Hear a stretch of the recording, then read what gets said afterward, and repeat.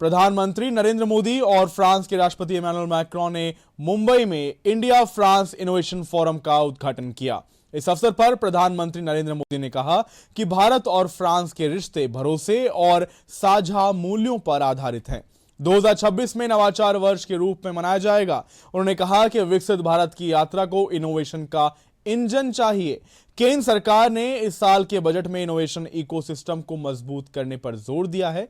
कार्यक्रम में फ्रांस के राष्ट्रपति मैक्रों ने कहा कि नवाचार तब सबसे मजबूत होता है जब इसे साझा किया जाता है और भारत इसे अच्छी तरह समझता है। इनोवेशन हब्स एक साथ आ रहे हैं। जब हम भारत और फ्रांस की बात करते हैं तो हमारा रिश्ता इनोवेशन के साथ साथ ट्रस्ट का और शेयर्ड वैल्यूज का है। इसी सोच के साथ राष्ट्रपति मैक्रो और मैंने वर्ष 2026 को India France year of innovation के रूप में सेलिब्रेट करने का निर्णय किया है। ये एक सेलिब्रेशन ही नहीं, ये हमारा साझा कमिटमेंट भी है। Commitment to innovate, commitment to lead. Friends, Bharat और फ्रांस ने अनेक स्ट्रेटेजिक टेक्नोलॉजी सेक्टर्स में मिलकर काम किया है।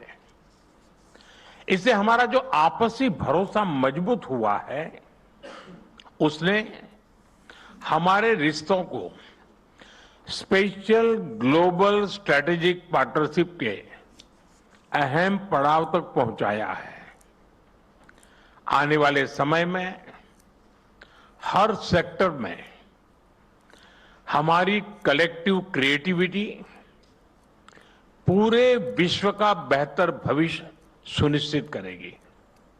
फ्रेंड, भारत अपनी हजारों वर्षों की यात्रा में मैथ्स, मेडिसिन, मेटलर्जी और आर्किटेक्चर जैसे अनेक क्षेत्रों में मानव कल्याण के लिए इनोवेट करता रहा है और अब 21वीं सदी में भी भारत के युवा इनोवेट फॉर ग्लोबल गुड की उस यात्रा पर तेजी से आगे बढ़ रहे हैं।